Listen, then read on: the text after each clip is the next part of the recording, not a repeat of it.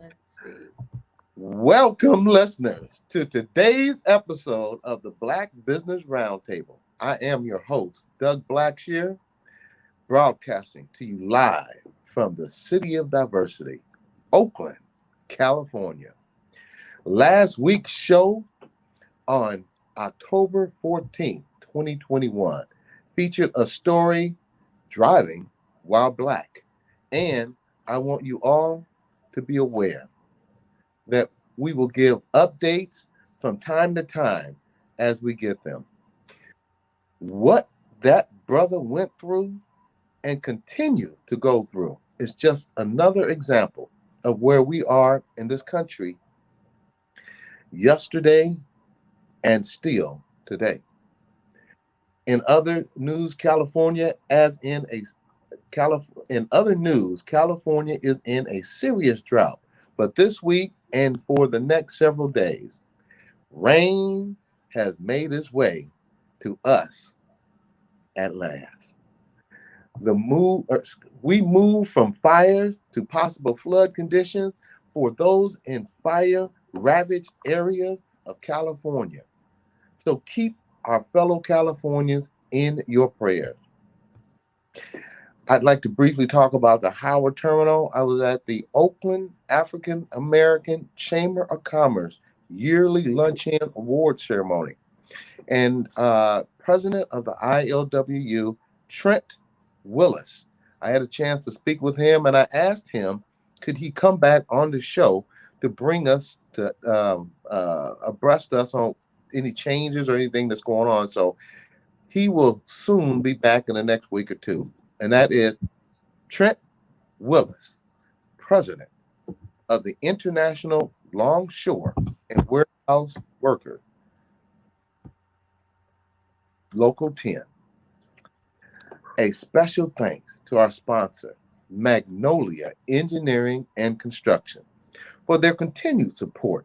We congratulate Tammy Willis on her continued industry accomplishment. Visit her website at magnoliaengineeringandconstruction.com. That is magnoliaengineeringandconstruction.com. Today's show highlights Bay Area businesses in the construction industry here in Northern California.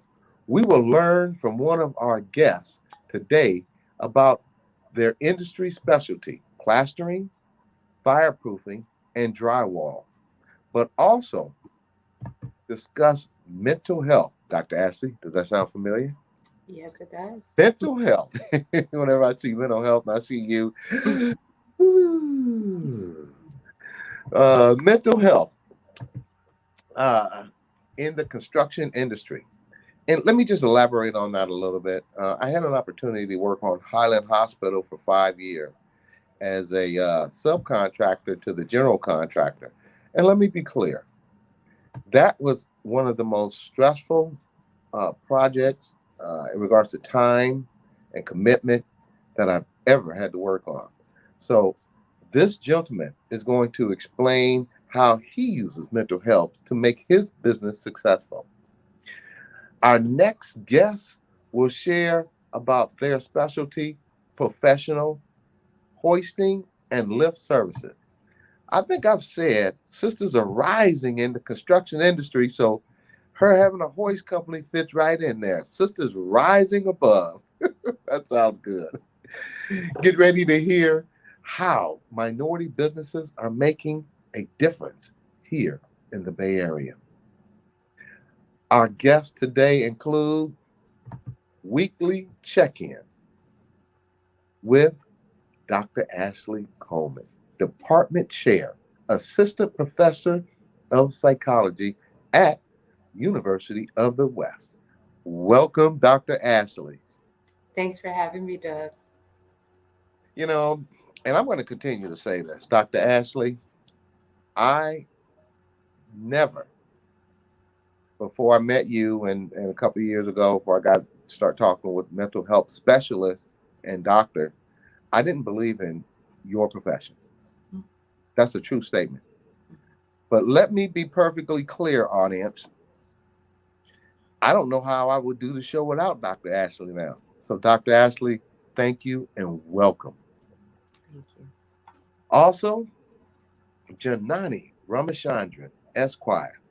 Now, she ran away and took a hiatus, but she was eager to come back and bring us to date on what's going on in the field of what she does. She was off this week, but returns next week, November 4th. Carl Gordon, CEO, Gordon Plastering Incorporated of San Francisco. Website, gordonplastering.com. Mr. Gordon has over 20 years of experience in plastering and fireproofing in the Bay Area. Our next special guest is Women Rising in Construction. Nicole Burgess, COO of Harris Hoisting of San Francisco. That's Harris Hoisting of San Francisco. Website, harrishoisting.com.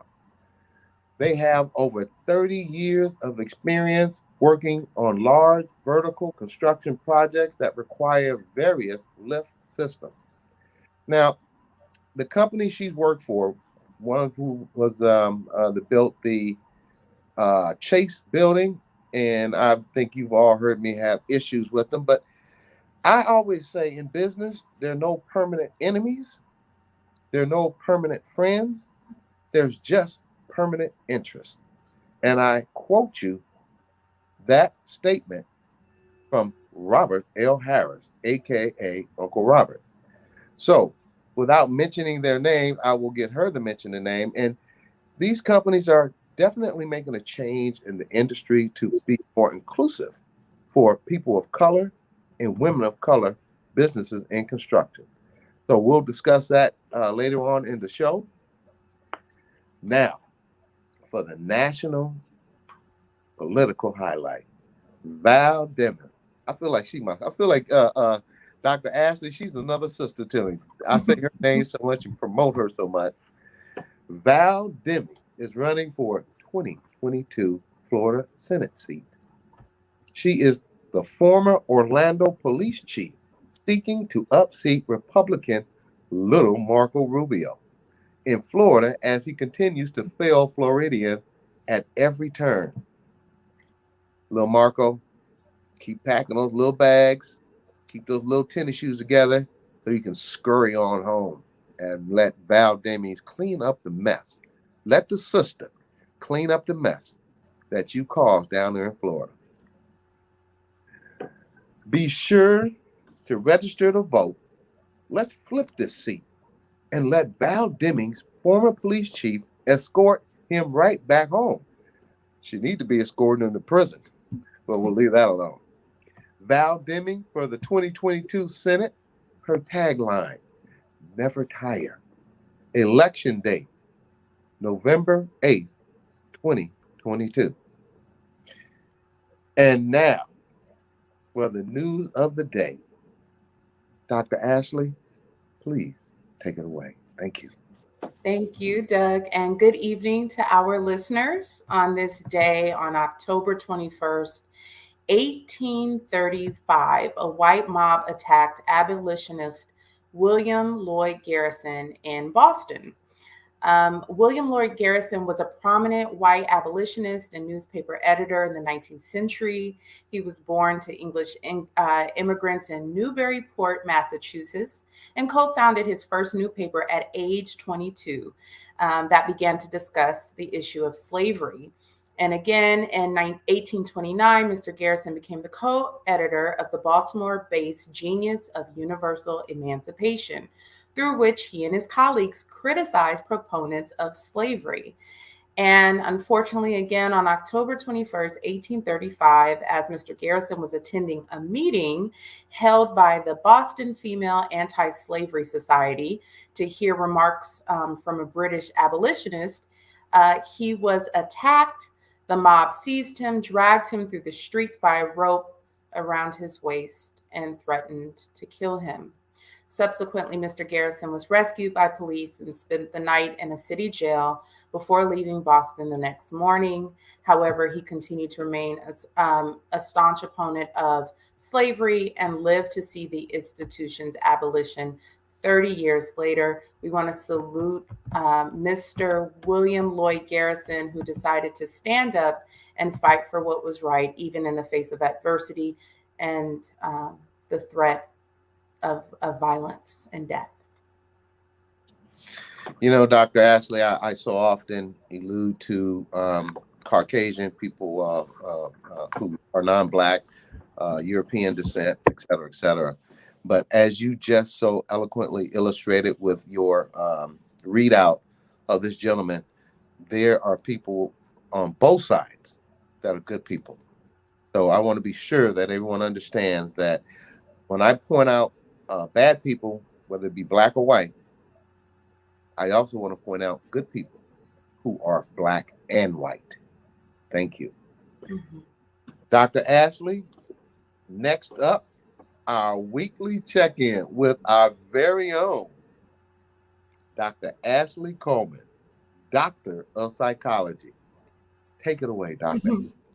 I sure will. And I have my stick. Before we transition, Doug, let me just also highlight that the news of the day is courtesy of the calendar of Equal Justice, and that, again, their website provides us with daily reminders of how far we've come, how far we have to go. And this idea of being a bystander and saying something, observing something, and this is troubling what I'm getting ready to say, so I'm going to say a trigger warning. But there was news of a sexual assault that took place publicly during this past week on an East Coast train, and bystanders saw it and did not do anything. And so when we're talking about the risk people take in observing something, again, being able to step forward and having support to intervene, because we know that people put themselves in harm's way. And so last week we had a very powerful episode where we talked about the consequences of driving while Black and the implications of injustice on mental health. And we started that segment by I shared some statistics regarding Black men and some vulnerabilities for development of depression or post-traumatic stress disorder, given all that men in general, but especially Black men, have to encounter. And so I was really excited that our guest actually authored an article that I'm going to reference, Breaking the Cycle of Mental Health in the Construction Field by Carl Gordon, who is the CEO of Gordon Plastering. And we look forward to speaking to him, in a later segment of our show. But what struck me about Mr. Gordon's remarks it started off with observation. He noticed that in the environment of construction, that there were qualities that required the employees to be strong, emotionless, staying in one's place, but that the isolated nature of the work could make one lonely, and that construction workers are whole people, that the demands of the job can trickle down and impact their homes. Doug, I know this is something that you mentioned, so I just want to highlight where he talked about just actually asking the employees, how are you doing? What's going on with you? And that he discovered that many of them were dealing with life's challenges. They were frustrated and angry. They were dealing with divorce or child custody. That, I'm like a little kid in class. Yeah. I got a question. Sure. Now, I'm glad you brought that up. Mm-hmm. As a Black man who worked on over $750 million in construction projects, mm-hmm. the money is good and great, but the psychological damage mm-hmm. that as a Black man has to endure on some of these projects, because there are very few Black men out there. So thank you for sharing that great Carl Gordon, that he wrote a book on what he observed. Mm-hmm. There, you can make all the money in the world mm-hmm. and get brain damage doing so. So thank you for pointing that out. And mm-hmm. audience, whether you're in construction, and the medical field, especially now with this pandemic going on, police officers, etc. I'm going to say this as a black man, because white people will more likely than not go get the psychological help that they need. Let me keep it real. Brothers and sisters, if you have mental health issues, and they could cause physical health, you can have bad headaches, you can be very short tempered, and there are many other different signs that will tell you that you need help.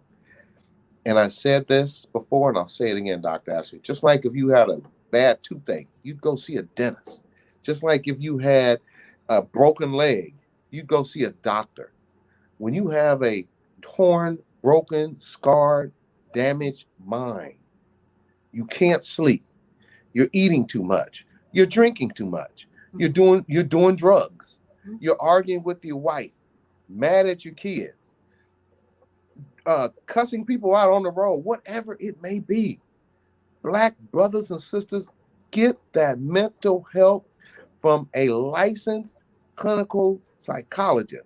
Dr. Ashley, I'm going to shut it down from there, but I've talked to friends just recently, and they go, well, I don't want to go see no shrink or no head. And I go, look, man, I used to be as ignorant as you, but now I'm smart.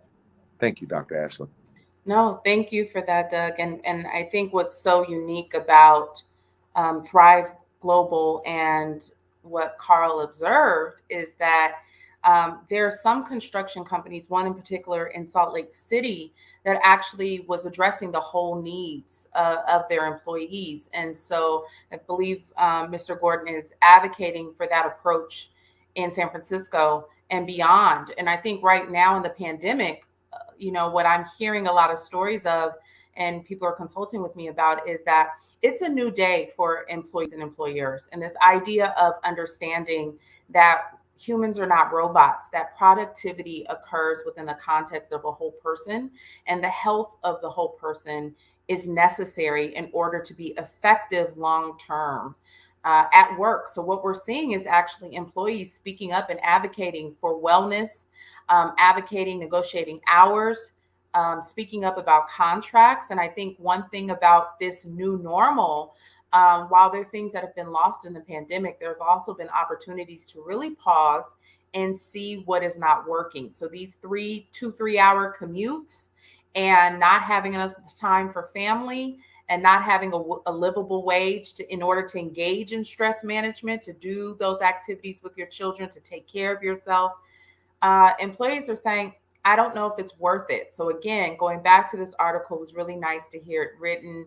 Again, the advocacy for mental health from a Black man. Again, we know that only 1% of psychologists in the country are African American, and that's men and women, or those who identify as a non-binary gender. So we're small but mighty, and there are many other licensed professionals, marriage and family therapists, licensed clinical social workers, licensed professional clinical counselors in the state of California and other states available to help. And so again, want to make another push for just taking care of oneself. And if you're interested, search for a provider who can do telehealth, right? So in the comfort of your own home or a confidential space, the car. I've even seen clients that were in their own closets for confidentiality. Wherever you have a device and can access care, go get it. Can you mention that again? Because I want to go back to our last week guest briefly, and we're going off script. So our MAG executive script writer, she's probably scratching her head now, but this is so important. The gentleman that we were talking about last week, he called me up today and he said, man, I just came out of my second session, and now I'm going from 2 times a month and I'm going to 4 times a month. And I said, don't tell me anything about it. I said, and don't tell anybody anything about it. But he told me the quality of his life has increased immensely, especially after he said last show he thought about it. He could have been killed. They could have planted dope on him. I mean, so taking his money the point I'm making here, once again, these goes for those brothers and sisters who have dug in and say, I don't need to go see a shrink or a quack or whatever you want to call them. They are licensed doctors to make you healthy and whole so you can be an asset, not only to your family, but to your community. And just one brief side note, doctor, if I knew you back when I was going through my ordeal, there are a lot of things that I went through that were unhealthy, both mentally and physically. And one day over a Cadillac Margarita, I'll tell you more about it. But a doctor of psychology is the same as if you break your leg, if you have a heart attack, if you have a cavity in your tooth that is making your face swell up, and if someone never told you this, if you don't take care of your teeth, that can cause you to have a heart attack, weak heart. The same thing can happen if you don't visit a doctor of psychology. And Dr. Ashley, can you give our audience just a brief, quick run back of how to find a good doctor, where you can find a good doctor, and if I love when you said you can even have your session in a closet with Zoom. So it's very easy to get mentally healthy. Thank you, Doc. Yes, no, thank you, Doug. So if one resource is first starting with your insurance to find out about if you have insurance, your in-network providers, and finding out about your coverage, if you how much they'll pay for an out-of-network provider, if you and also exploring any programming that your employer may have. A lot of companies received incentives to actually develop wellness programming and more referrals and resources given COVID. So if ethnicity, if you're Black and brown and you want a Black and brown therapist, if ethnicity or gender matters to you, a couple of resources. One is Therapy for Black Girls.com, right? And then there's also Therapy for Black Men, .org. Let's see. Therapy for Black Men.org. Just want to make sure. And then also Psychology Today. You can filter different search items. So depending on location, depending on the types of therapy that they offer. Again, it's also important to kind of read a little bit about what you think is going on with you. Now, this is not like WebMD where you're supposed to diagnose yourself. You know, it feels like sometimes, Doug, I know I've used WebMD before, and before I know it, I'm afraid I'm on the verge of having a heart attack based on my symptoms. But, you know, just kind of taking notes about things that will help your therapist collaborate with you to figure out what's going on. So the same way we would prepare for a doctor's visit. Oh, I noticed I've had nausea. I noticed I haven't had an appetite. Similarly, what's changed in your life that you've noticed? Is it sleep? Is it your appetite? Any changes with your mood? Any changes with motivation? Any changes with joy or fulfillment with hobbies? Those things that Doug mentioned. Have you been eating more or less? Have you been drinking more or less? Have you been using substances or having urges to relapse?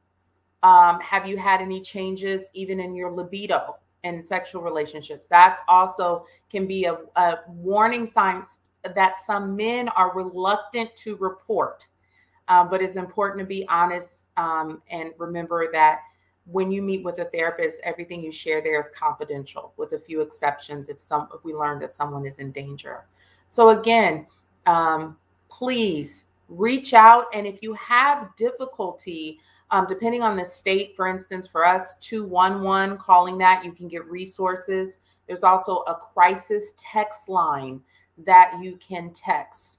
You can text HOME to 741-741 and text with a crisis counselor if you're not ready yet to talk. Okay, but please reach out. It can be very scary to reach out the first time. Yes, you'll be meeting with a stranger, but hopefully also a trained individual who cares and wants to connect you to resources. Dr. Ashley, you say when you talk, if I start looking down, I'm taking notes, Doc. No problem. There are three critical things that I'd like to for you to elaborate on, because once again, when we go through a traumatic situation, in my case, it was a victim violence thing that I've been talking and saying someone about. Mm-hmm. But first, Doc, if you could talk about the different free programs like victim relief funds program that your city, county, state, and I believe sometimes the federal government, they will pay for that if you've been assaulted. Mm-hmm. If you, and I'm going to use this because in Oakland, there's so much violence going on here, all across America. So and it's predominantly in the Black community, Black on Black crime. Mm-hmm. And I won't go into my situation, but there was two choices I had to make when I was having a situation: fight or flight. Hey, Doc, where I get that from? Hey, I've been keeping notes, young lady. Mm-hmm. Fight or flight. I've been seeing a therapist for a long time now since the situation happened. And I want to tell the audience, I'm not one to back down, and you've known me all your life, Dr. Ashley. So I call you, got me all comfortable here. Mm-hmm. No, Dr. Ashley, I'm a fighter. But in the Black community now, there is so much killing. When I was growing up, we used to throw them hands up and fight, and it was over with. But now these young bucks, they just want to get a gun, and women too. They are grabbing guns just as quickly as a man. Violence in the Black community is at a staggering level now. So can you explain just briefly on victim relief program that community neighbors, residents can look at? The second thing is, if they've been involved, if they were raped, been beat up, or just having a situation with the neighbor to where they think they're getting out of control, seek the victim relief program. And then third, doctor, if the first therapist isn't Dr. Ashley and doesn't have the characteristics that Dr. Ashley have that can help you solve your mental problem, and look at me, mental problems, they can be fixed. Then you don't have to choose that person. You can request to see another one. And Dr. Ashley, if you can briefly discuss those 3 points. Thank you. Yes, no, I will. Victims of Crime is the program that you're referencing that is state funded. It also has a, a federal link as well. But if you have survived a carjacking, a sexual assault, a rape, intimate partner violence, that you can actually apply for your psychological treatment to be paid for. And it's a wonderful program. I've worked with survivors of victims of crime. And they've had 6 months initially paid for, and then even we applied again to have that increase to 1 year. And so, yes, I do. I see a comment. Does Dr. Ashley take patients? I do, and I'll have to share that information. I am back in the clinical world and really enjoying it. But again, back to the program. It really helps because when life has been flipped upside down and one's life has been threatened, and fight, flight, freeze, or freak out. And often when we are surviving traumatic experiences, it's normal to want to numb or tune out. And again, some experiences can be one incident or chronic experiences. There's a lot of literature about complex trauma, specifically PTSD in Oakland, in inner city neighborhoods, and what that does to the youth. And while they may grow with certain skills and life experiences and survival skills that they may not otherwise develop, there also can be opportunities or instances where they freeze. when being startled or other types of unwanted behaviors. And just another thing about trauma, which can be really scary, but there is treatment to help clients learn how to not relive the trauma repeatedly. Some people really don't like to go to sleep because they relive it. So again, please just know there are That was me. trained clinicians out there. If it doesn't work out the first time, then what we can do is just try it again. Just try it again. Find the fit. You owe it to yourself. I do too when I go to therapy and vet who I'm talking to. You want to meet with someone that you feel comfortable being vulnerable with. So I thank you for that, Doug. And we'll transition into our sponsorship so that we can bring on our guests. But thank you to Mr. Donnie Glover of BlackUSA.News. Want to invite our listeners to tune into Chap and Friends on Mondays and Party Marty Let's Talk on Tuesdays. Thank you to Magnolia Engineering and Construction, whose vision is to further the presence of Black women in the construction and engineering industry through key partnerships and building contracts in the municipal, government, and transportation sectors. And again, more information will be displayed if you want to join our advertising family. Doug? Oh, yeah. It's okay. Teamwork. Continue helping your brother here, my sister. No problem. Like I said, this show would not be the show that it is if it was not for your commitment to excellence and making sure our audience get mentally healthy. Thank you. And once again, Black folks out there, don't be embarrassed to get mentally healthy. I apologize for going off script, but that is so important that we focus and chime in on that. Let's get talking with CEO Carl Gordon of Gordon Plastering. Dr. Ashley, I believe Carl backstage? Mm-hmm. All right, okay. Dr. Ashley, can you please read Mr. Carl Gordon's bio? Thank you. Absolutely. Gordon Plastering Incorporated was founded by CEO Carl Gordon. Mr. Gordon has over 20 years of experience in plastering and fireproofing in the Bay Area. He is the second generation within this trade, stemming back to his father's migration from plastering work in the United Kingdom to the local union in San Francisco. In 2015, Gordon Plastering Incorporated provides interior plaster, specializing in Italian and Japanese finish. The company also offers exterior, stucco, and fireproofing services of agricultural steel beams for new developments as well as existing resprays. Gordon Plastering Incorporated believes in quality work with a professional and clean finish. And hello, Mr. Gordon, how are you? Good evening. How you guys doing today? Doing well. What's going on, Carl Gordon? How you doing, Doug? How you doing? Well, I tell you this. I met this brother about 2, maybe 3 weeks ago. I've heard your name in the construction industry, but we met at a mixer planks in Jacqueline Square. And I was so intrigued with this brother that I called him up. I asked him at the function, hey, I would love to have you on the show. And he said, hey, I know you. So let me tell you something. Carl, you made me feel good. At least somebody's listening out there, and that's one guy, and that's you.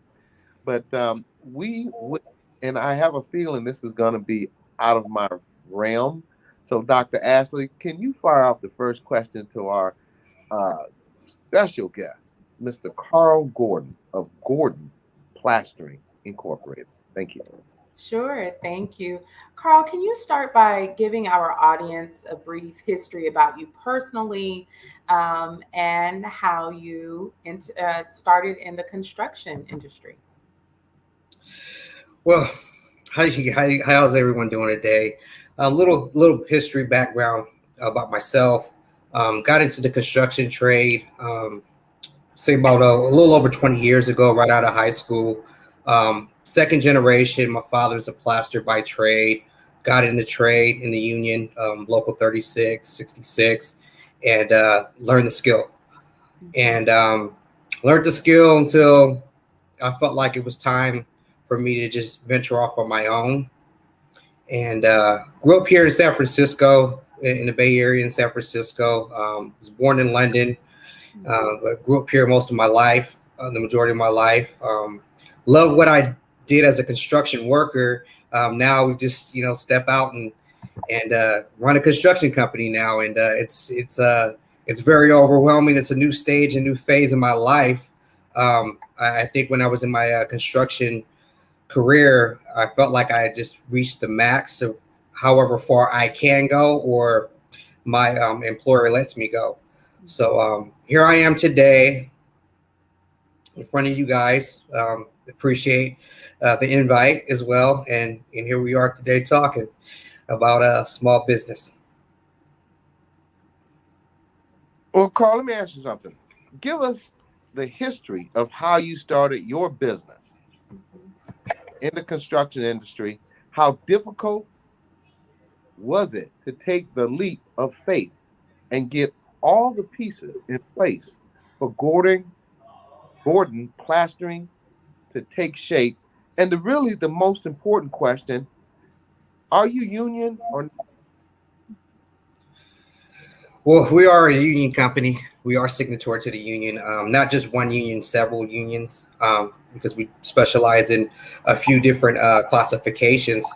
How I started was more likely in a recession. I was doing a side job, and I was working on a church in Oakland, North Oakland, right off of 55th, and we plastered the exterior of the church, and I painted the church. And so with Reverend Simon, that was her name, Reverend Simon, she gave me the opportunity to plaster the inside of the church. And at the time, it was the start of the recession. A lot of people were off work, and we were hustling. And so I went to Kelly Moore, and I seen the sign, and it goes, "You could become a contractor." And while I was doing all this side work, I'm like, the money does sound good. Let me see what it's about. So I went ahead and filled out the information. And from there, that was the pivotal moment. When I did get a chance to work on that church, I think if I didn't do that and make a nice, decent profit on that project, maybe I would have never did that. Maybe because I was laid off at the time, where I knew I was a great worker. But sometimes when it comes to politics and so on, you probably won't move forward in someone else's institution. Not saying that you can be in someone's institution and work and get to the highest level, but that wasn't in the cards for me. So at that point, instead of being laid off all the time, or when the job is done, I'm laid off, and somebody that's not qualified, but they're just a friend, still get to feed their family, knowing that I'm a single father. At the time, I was a single father of just one. I had to do something. So if it wasn't for, someone who's my mentor now, he's a contractor as well, Hartley Construction, Nate Hartley, and was another brother named Ernest, which he's retired. He taught at the Job Corps. Those brothers didn't put me on that project, and then Reverend Simon, to be able to give me that contract on the side, I wouldn't be here today. I definitely wouldn't be here today. So sometimes you get knocked down in life, and there's another avenue, and there's always a will and a way, but you got to stick to the script. It wasn't easy getting my license through the course of time. I had other things going on, but I took my test a few times, and it was a matter of time. When I did pass it, God did give me that sign where it was like, hey, you know what? It's the right time. My kid, he's grown. I don't have to really be hands-on with him. And it just felt like the right time. So. And could you, may I call you Carl, Mr. Gordon? Yeah, no, it's fine. That's fine. Carl, can you please share some of the hurdles you had to overcome as a minority-owned business here in the Bay Area the bidding process issues, and certification issues? Thank you, sir.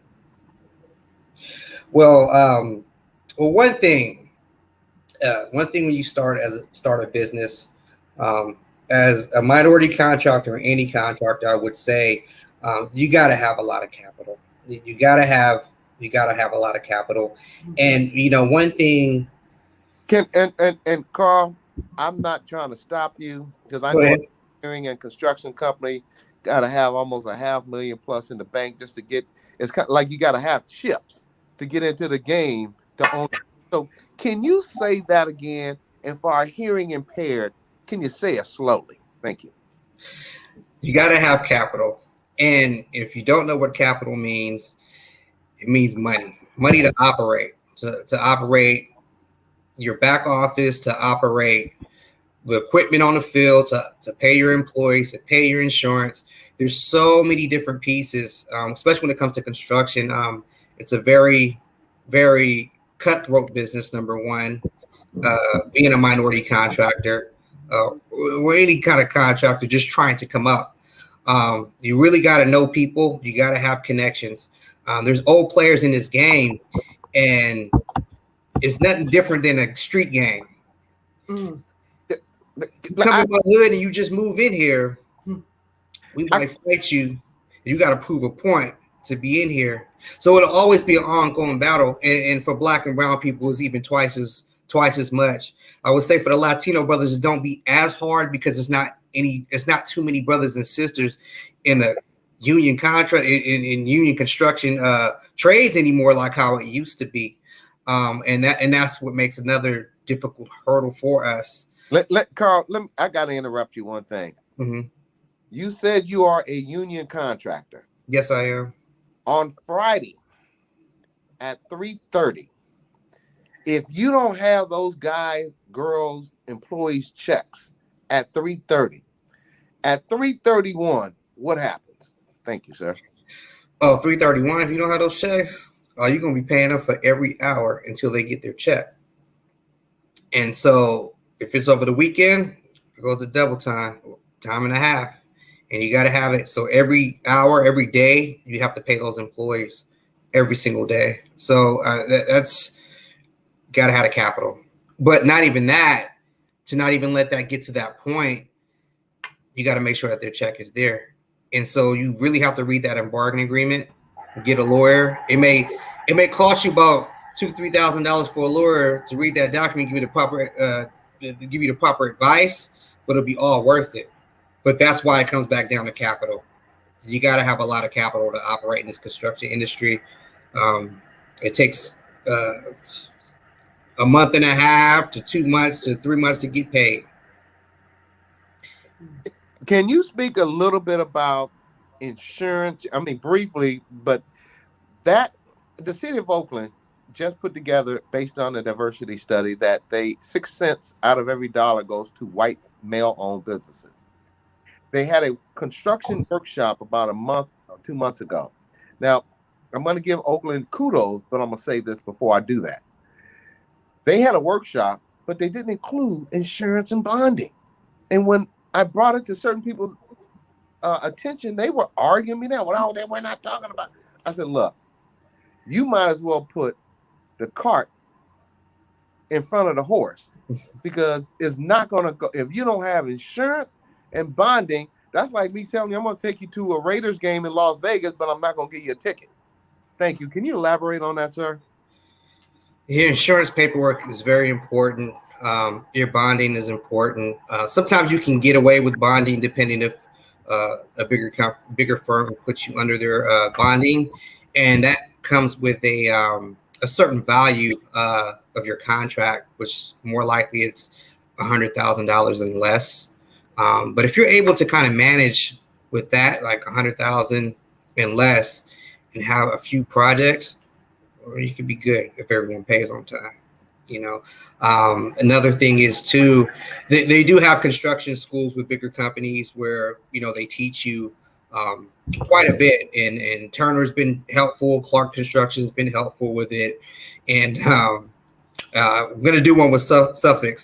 But one thing is as a small business, they can't tell you the detail problems and issues and how to work with no money, because they're a big firm and they already have the capital and they have the resources.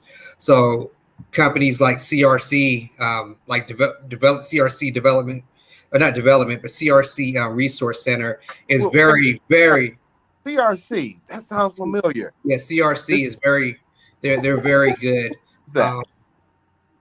That's Lynn Turner, Latanya, Gon. That's the Turners. That's the Turners. And one thing is, my first experience actually going meeting CRC or going to their one of their workshops was in Richmond at the first time, and I thought it was very sourceful. Gave me a lot of knowledge. Felt like I can connect. So they give the proper information for you to be able to manage your company as a micro small business or a very small business. A lot of us are micro when we start, So insurance is important. The workers' comp, the general liability, you have to have your auto insurance as well. You want to have that when it's time for payment, because a lot of contractors, they'll hold your payment if you don't have all three or four pieces. So if you don't have that while you're billing, those paperwork, you submit your invoice, insurance, workers' comp insurance, general liability insurance, auto insurance, you have it right there. If you have it there, you will get paid. And it will be 15 days after you send the invoice. Now, Dr. Ashley, just like when you had your doctors on, you were in the zone. I'm in the zone, so work. Yeah. I'm not hogging, but let me work with me real quick. Don't worry, I won't be like Steve Nash and take you out the game when you're hot, the way he did Patty Mills the other night. Go ahead. Carl, let me ask you something, and I'm sure you know the answer to this. The reason why Black contractors are not allowed to participate on these bigger contracts, you alluded to Clark Construction, you alluded to Turner, but the reason why they're not Black contractors are not able to play ball is because the insurance rates for insurance, bonding, workers' comp, and you got to have $1 million to do any government contract. You can't have 150, you can't have 250, you can't have $500,000, you can't have 700. You got to start.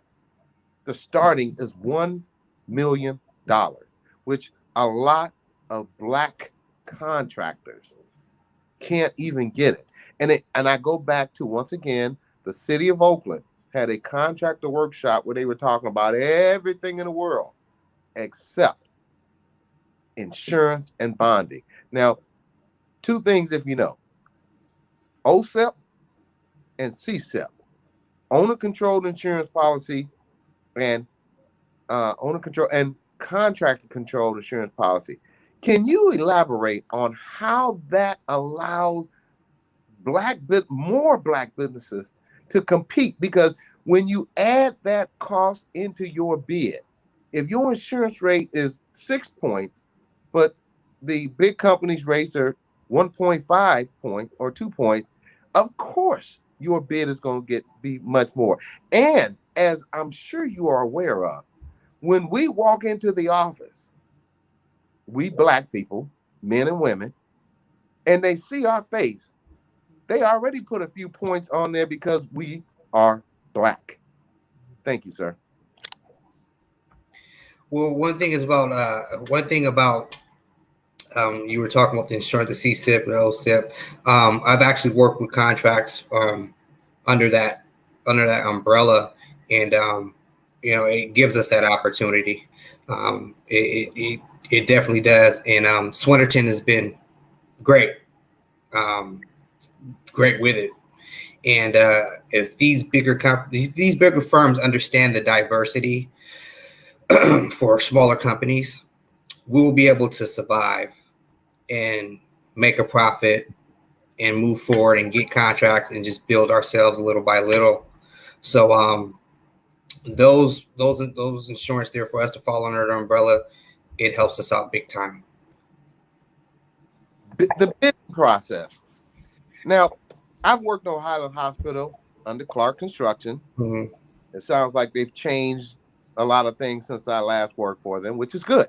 And I promote that because sometimes you have to change the management in order to change the vision of a company. So you mentioned you bid on projects. Let me ask you this. When I used to bid on projects, I used to have big contractors say, well, we can use you on this job, but you got to lower your bid.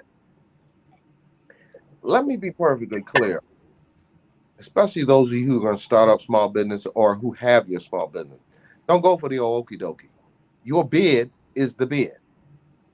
If you change your bid, then you change your profit margin.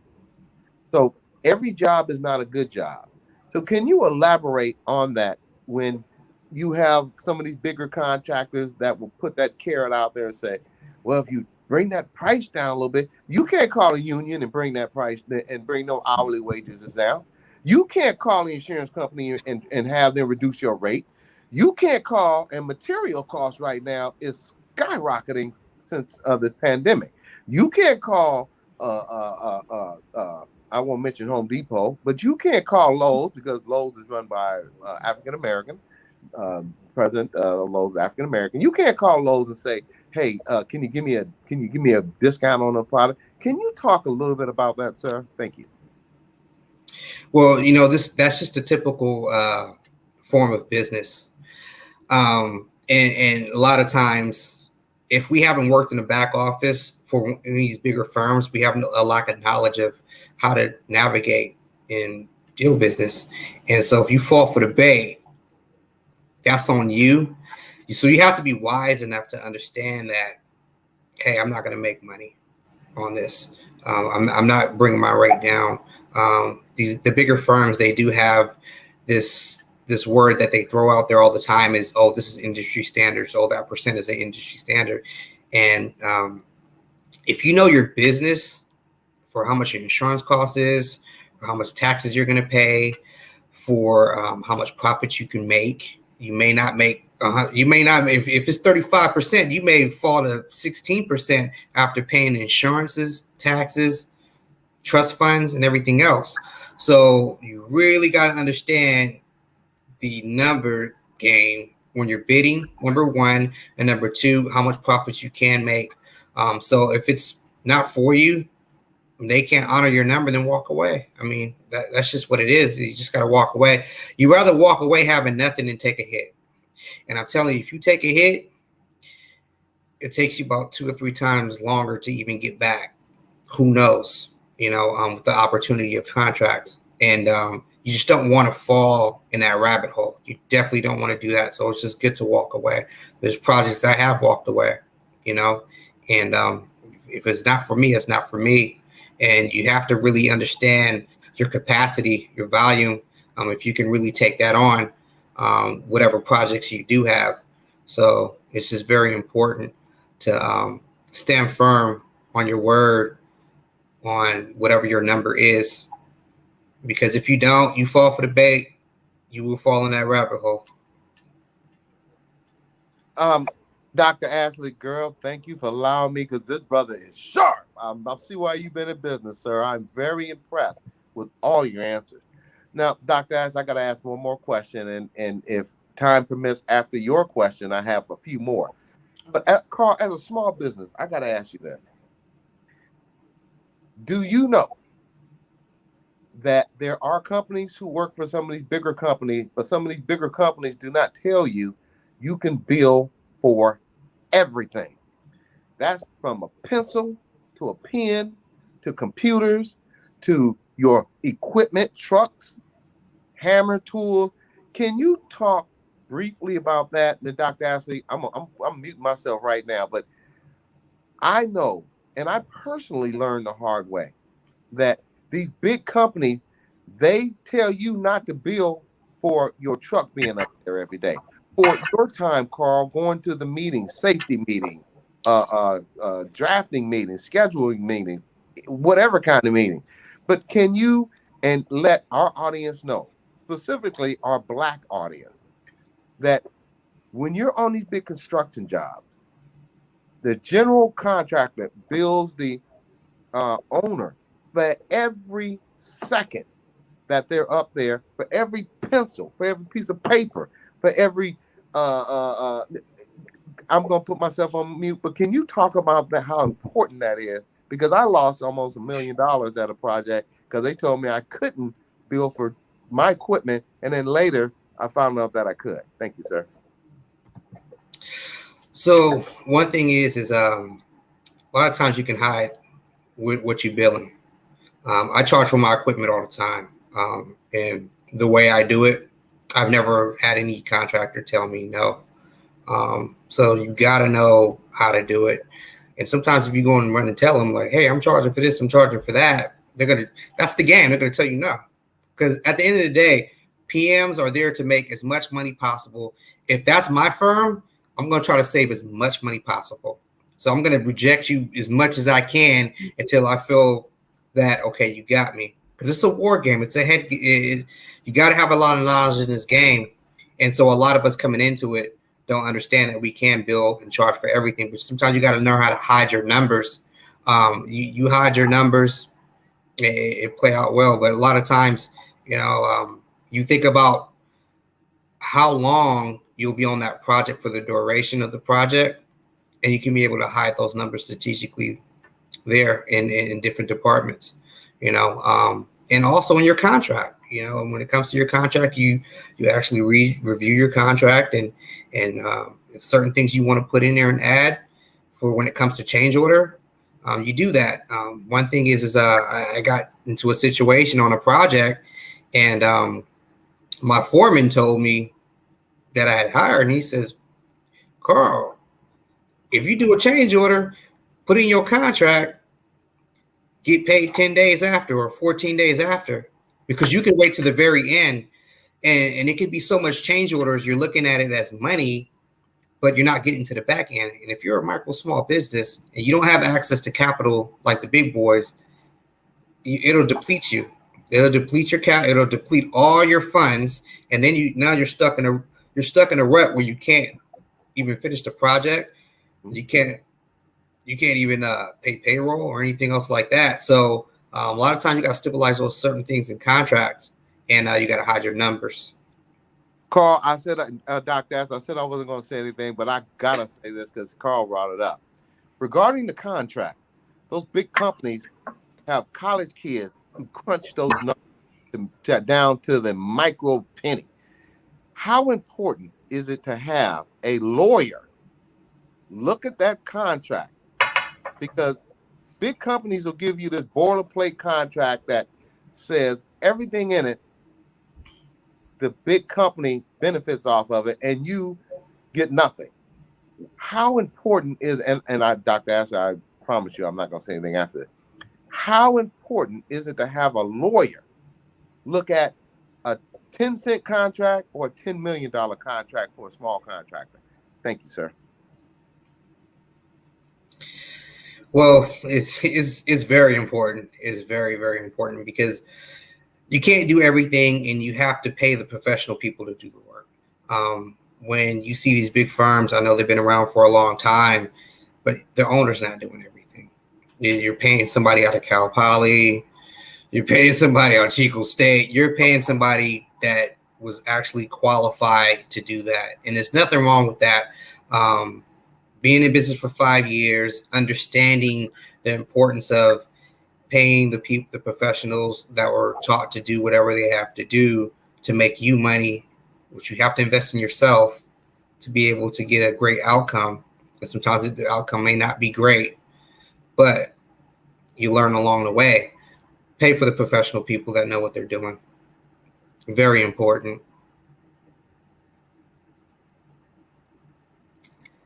Okay, I was making sure. Okay, Carl, I want to thank you. I was really excited to read your article about destigmatizing mental health and construction companies. Can you share with our listeners? I shared some highlights earlier, but just what led to your observations and kind of becoming passionate about mental health?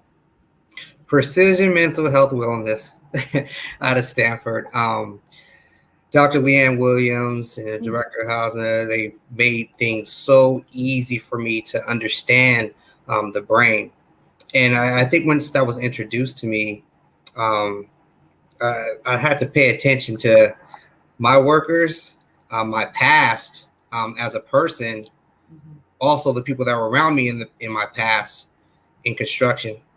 And I think the moment that I got sued, and I had angry workers, but they weren't coming into work, and I was watching their behavior patterns at the time a few years ago, led me to come to that conclusion, say,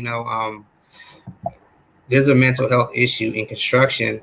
And I had to just think about when I was younger, see how people used to fight on projects, or just they'll spend most of their time arguing and fighting than getting work done. And you see people with bad issues. And so coming to that conclusion of understanding how the brain works and people's behavior patterns led me to just understand more about the brain and people's how people operate mentally. So that was the big point right there for me to think about mental health in construction. So as a company, we have workshops weekly with my 29 employees, and everyone does have some sort of thing they may be going through, right? But I think educating people is the most important. So if we have a weekly meeting for 45 minutes and we just talk about different topics like codependent or relationships, childhood trauma, alcohol, dealing with substance abuse, and which you see a lot of people in construction, alcohol, if there's a problem, or we're going to the bar, or I got to go hit a joint, or other drugs. And then they're working long hours, and they're driving long hours, and it's just a recycled thing. So if you get your people to just kind of think about certain things, and some may not engage in the beginning, but long as you're feeding their brain with some type of education and they start checking their own behavior patterns eventually, and then you're able to give them resources to any type of help they needed. Just be a support system. As a company, we're here to support our workers and want all our workers to get along, because if we do that, then everybody have better lives. If you got a bad attitude at home, you take it to work, carry with your wife and kids, still have that bad attitude, come back to work and still have an attitude, and it could be a domino effect amongst many people. So we just let people know that, hey, it's okay to get help or talk or see a therapist.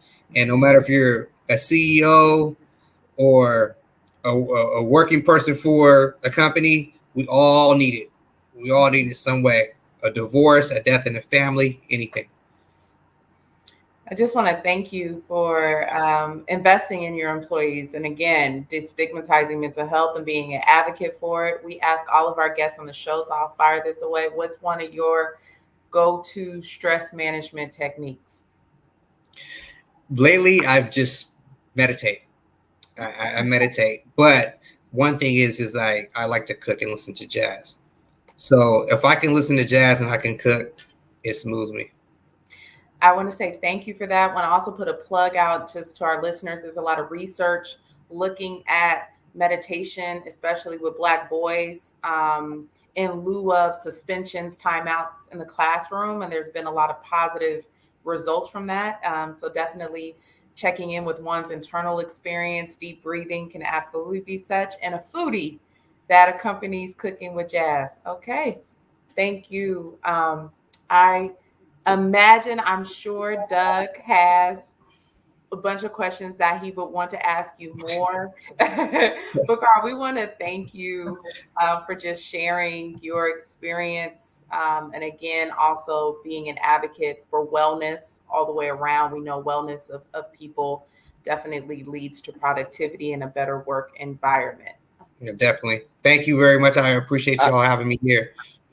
Carl, I'm sorry, you're such an amazing guest speaker, and everything that I asked you regarding construction And some of the things that have changed since I last got out of construction, some of the companies you mentioned have appeared, based on your what you said, are changing the game plan to have more inclusiveness of African American and women of color in the construction industry. And considering this boom that's going to come along, and over the $1 trillion in infrastructure money that's coming through for roads and bridges and highways, we really appreciate you articulating how you became successful. And I see great things coming from you. We would like to extend an offer that you come back on the show. And you hit a point that Dr. Ashley can tell you I am a big advocate of: mental health. In the local urban areas, Black and brown areas, brothers and sisters are killing each other. Crime has just gone rampant. But I believe, specifically based on what I've gone through, if you have a good doctor of psychology in your corner, that will reduce crime in our major cities, in Black and brown neighborhoods in America. So, Dr. Ashley, I'm sorry I missed a couple of minutes, but I'm sure, did I miss anything, or are you all set, Carl? Yeah. Thank you. All right, thank you. Dr. Ashley, can you give our sponsor a 2-minute break? Absolutely. Thank you, Mr. Donnie Glover of BlackUSA.news. I want to invite our listeners to check out Sister Biz with Nicole and Tamara on Wednesdays, and also Black USA Crypto News with Kamal Hubbard on Fridays. If you'd like to learn more about Tammy Willis, owner of Magnolia Engineering and Construction, please visit her website, www.magnoliaengineeringandconstruction.com. Magnolia Engineering and Construction would like to be a part of the growing with the community of Oakland, California.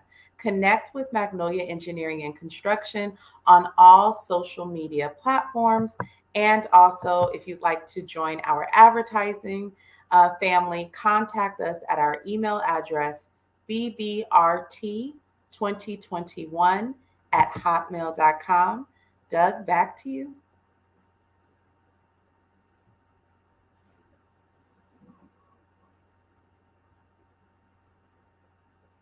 Dr. Ashley, looking at our script, we are right on time. Can you believe it? I would like to say real quick in regards to what Mr. Carl said, and especially this is a segue into our next guest, that women, Black-owned businesses and women-owned business, Black women-owned business, having the capital. And I'm going to use a phrase that was continuously taught to me in construction: cash is king. But considering there are women in it, cash is king/queen.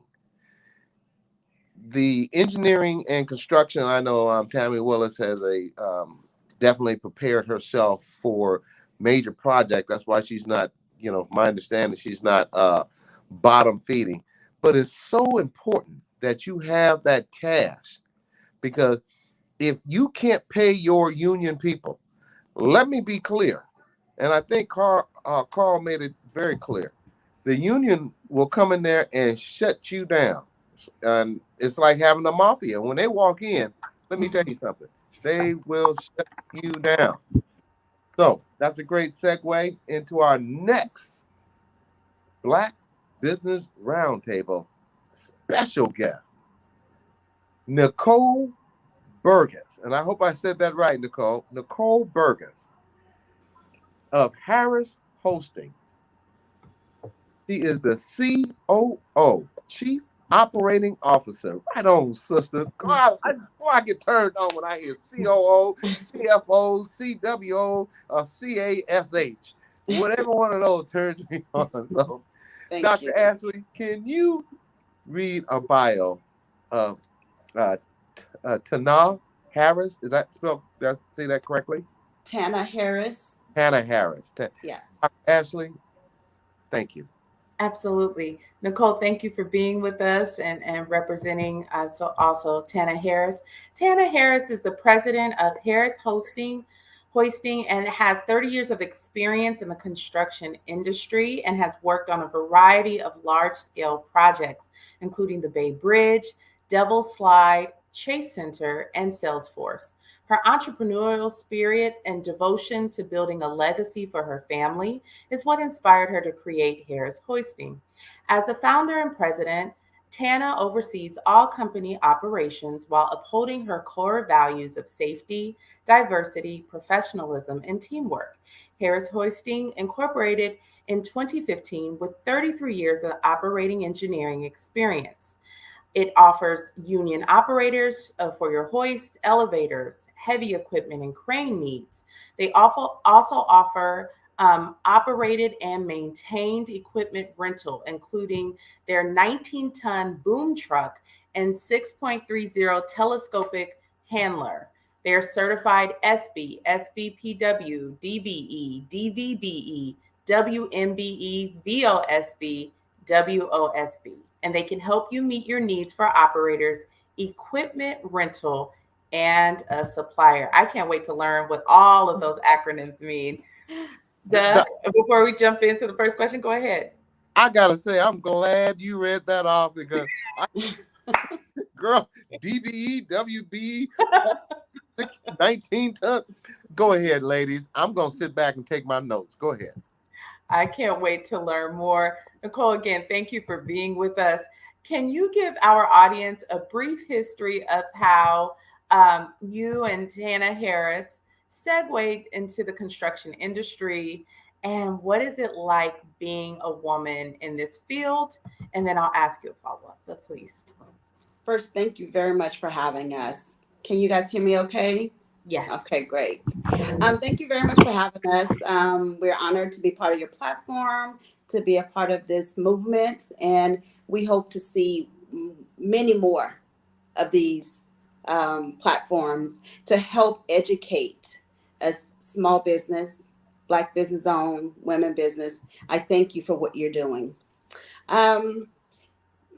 Ms. Harris has all the experience in construction. Myself, just to give you a little bit of information about myself, my history is customer service and administration. So that's what I bring to the table with Ms. Harris for Harris Hoisting. Just hearing her vision and what she wanted to do made me excited about what she was doing and wanting to be a part of it, to be honest with you. For her, just being in the industry for so long, she's seen a disconnect, and she carved out a small niche for herself in the construction industry that was pretty much an oversight. So working on Salesforce is where she noticed, hey, this part of the job usually doesn't have a contract. If I get in right here, I can get some contracts and we can do this work for the vertical projects. So as the contractors were working on the hoist on the outside of the building, there was no contract to move into the interior hoist. So from the outside hoist to the inside elevator, they're still moving material. The building's still going up. They have to put in the cabinets. They have to put in those things, but there was no contract. So 2015, she decided, hey, I'm going to start my business. I was actually still working a full-time job, but I did assist her with her paperwork, becoming incorporated. All the things I was able to help with as she was going through, yes. I'm like a little kid in class. I had to ask a question. Teacher, can you elaborate once again your background in paperwork and how important it is specifically for a Black company and a Black woman-owned company to have that back office looking great? Thank you. Yes. Actually, it was a challenge because I knew administration, I knew customer service, I did not know construction. So although I did administration, the terminology of construction, the needs, the contracts, what it means to actually get her up and running. So like I said, I've heard about incorporation. I've heard about LLCs. I actually did the paperwork for her. No background for legal terms, no background for it is a simple process because it was one owner. It was not a lot of paperwork, but you get charged a lot of money to get these done. It was only 2 pieces of paper that I needed to do to get her incorporated. So when I came in to help her, I felt like I was in the right office asking the wrong questions, on the wrong office asking the right questions. It wasn't syncing for me. So my background, I started out in banking. First job with Wells Fargo Bank. I actually, when I began helping her, was working at San Quentin State Prison as the correctional business manager. So what I managed was all of our non-custody sections. I managed the food services, accounting, personnel, plant operations. So I had that type of skills under my belt. But again, it was not construction.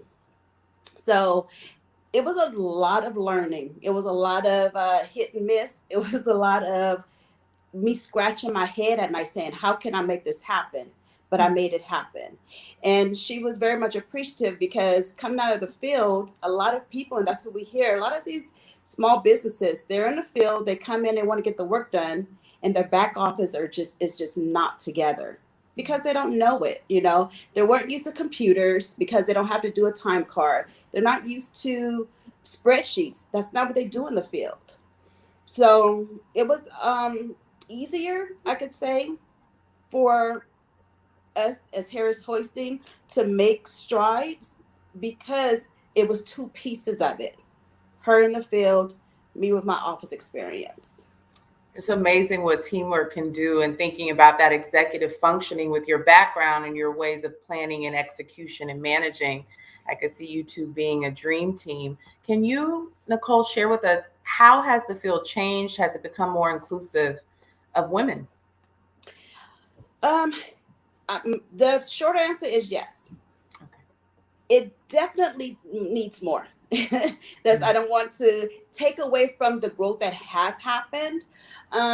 So from what I understand, working with these companies, you hear them say that they want diversity. They want more women. They want more inclusivity. They want it to be more of a type of place where your well-being is considered. So what I've always known about construction is grunt work. You get your work done, you go home. There's no pleasantries. There's no, we're here to get a job done. It's time management, get it done, and we want to stay under time. So it's refreshing to hear these companies say that they're doing these things. I'd like to see it more. And that's what we at Harris Hoisting, and that's a part of what she's bringing to the field that I actually appreciated and respected about her. So what we're doing is trying to find more women. And it kind of like I kind of take a step back saying that, but it's true. We want to get more women out there. We want to make sure that we're catering to women, minorities, low income mothers who don't have the chance to make this type of money. I don't think people really know. If you put your head down and earn all these hours out here, you can make a 6-figure salary. Yes. Girl, you gonna have me jump up and holler. Back in 1992, under the Clinton administration, he had a welfare to work program, and I was back in trucking back then, and I was allowed to open up a transportation program at the College of Alameda in Alameda, California.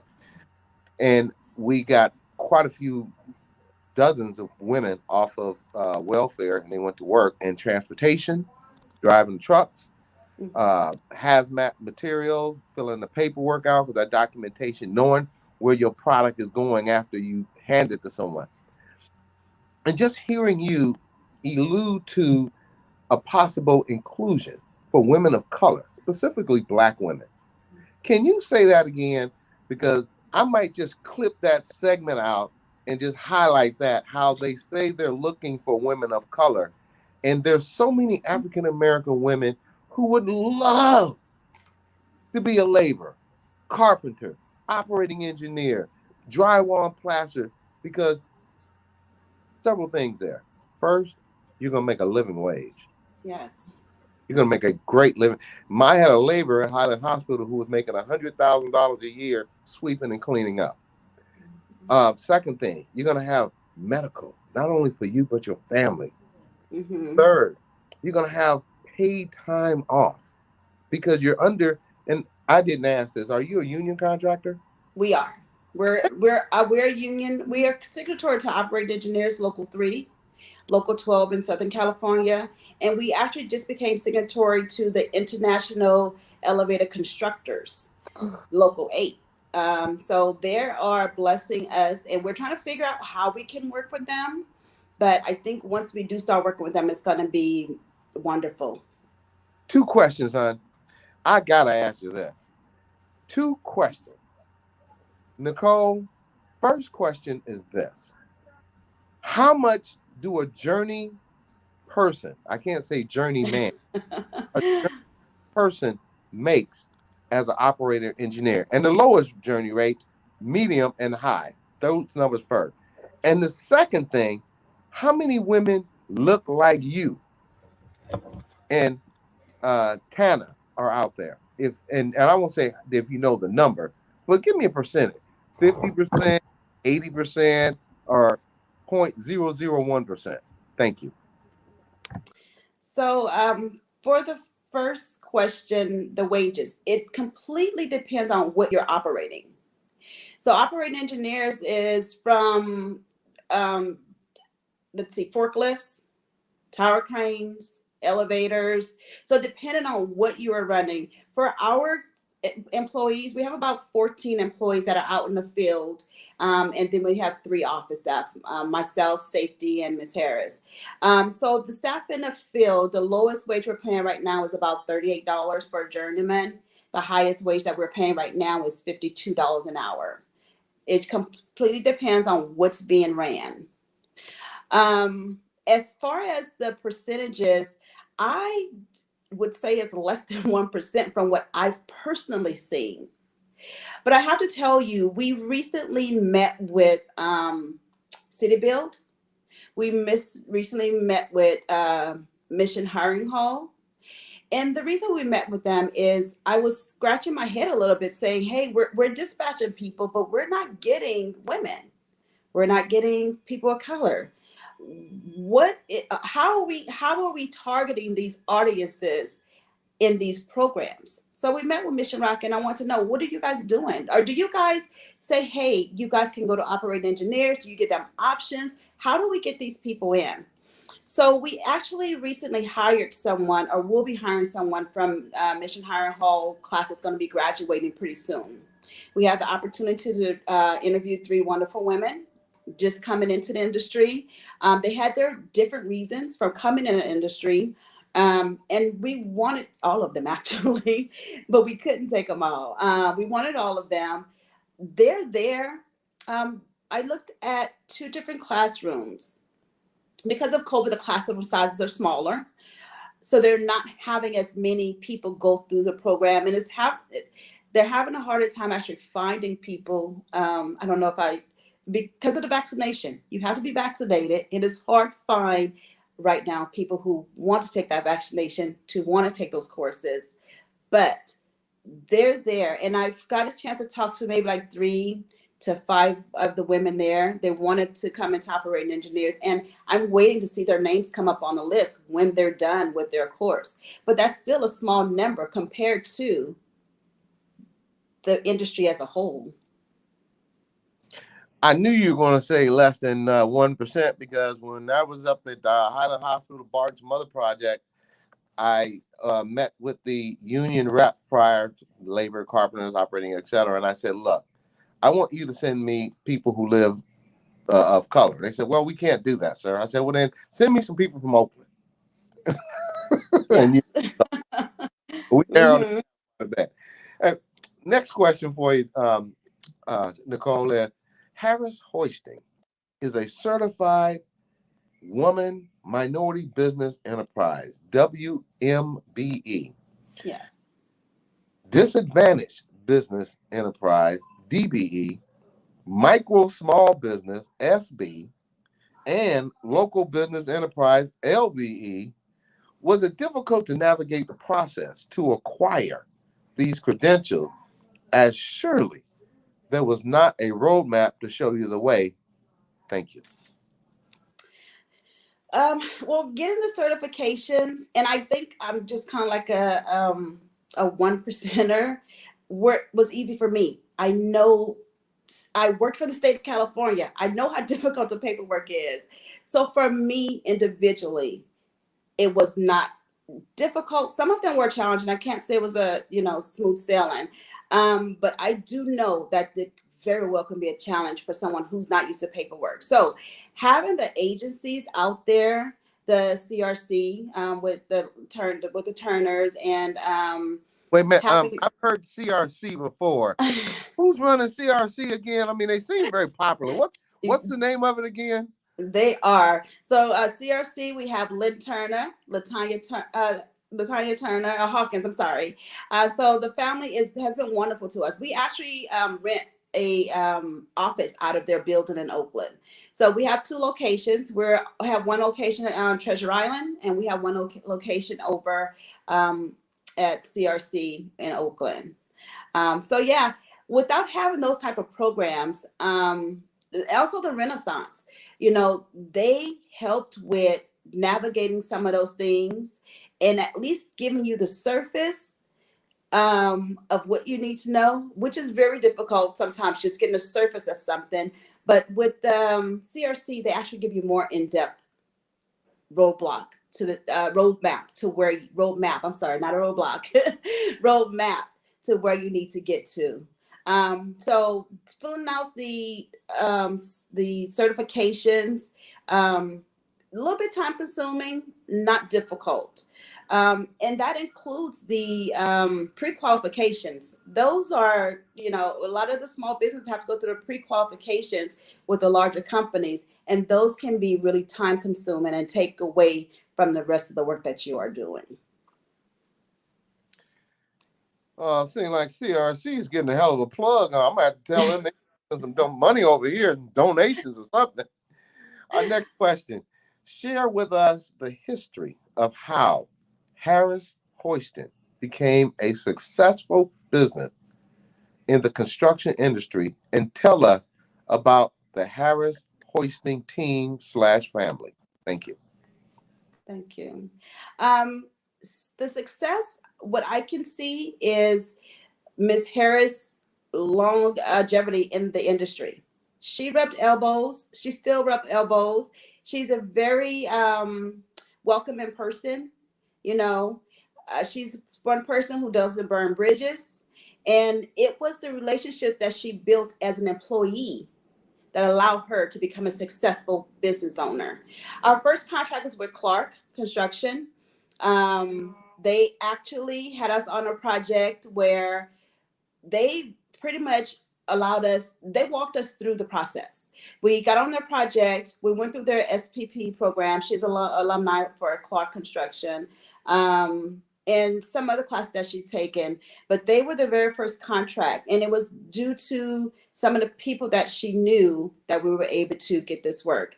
Now, the type of work we do is not a biddable item. We have such a specialty. So if we come in directly to the GC, because we're just providing labor. That was one of the things you guys talked to the last guest about. I want to talk about a little bit about how we just provide labor. But the labor that we provide is just placing the operators in the elevators, in the hoist, on equipment. So I don't know if you guys are going to ask this question later, but one of the things is, in order for us to make a profit, we have to be able to charge our markup, our increase.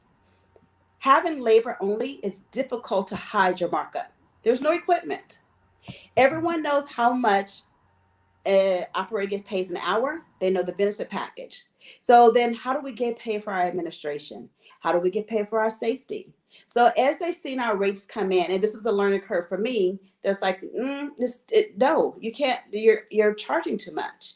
So we had to learn how to structure our bids to where it's not all just sitting on the operator cost, because we couldn't hide it in equipment, we couldn't hide it in anything else.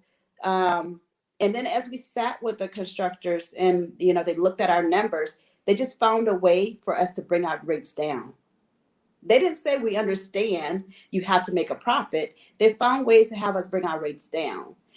So it took us some time, probably 3 years. We've been doing this. We've been incorporated since 2015, active since 2018. We're just pretty much finding our niche and figuring out how to lay that bid out to where they're not trying to talk us down on our rates. Well, I got to be honest with you. Since I last left the construction industry, and to hear you talking about a company, and the previous guest was speaking about the same company, it seems like there are some changes going on in the construction industry here locally. And let me be clear, for all of you bad acting construction company, you don't want to get me angry because you are bullying our small, successful minority businesses. So based on what I'm hearing, there's been some great changes in the industry. Thank you for sharing that, Nicole. My next question, please share some of the hurdles Harris Hoisting had to overcome as a minority-owned business here in the Bay Area, the bidding process, and I think you alluded to a little bit, and the certification issue. One of the things that I talked to the previous guest is insurance and bonding. Now, up at Highland Hospital, I had the contract for the operating engineer operating the hoist, so I know exactly what you're talking about. You can put prices in. So when I went up there, I had issues with working with them to develop, and I work with the general contractor to develop where you can show a price, profit. And I do know that, once again, with what I know now, you have to charge for every pencil, pen, piece of paper. You got to charge when you have a truck there. They need to pay. I had a 20-foot dump truck at a project for over a year and a half. Lost almost $1 million with that and some other, because they would let the white guys, the white companies, charge for equipment, pencil, papers, etc., but they wouldn't let this black guy charge. So, getting back to the question, can you elaborate on what the question is, or do I need to read it over?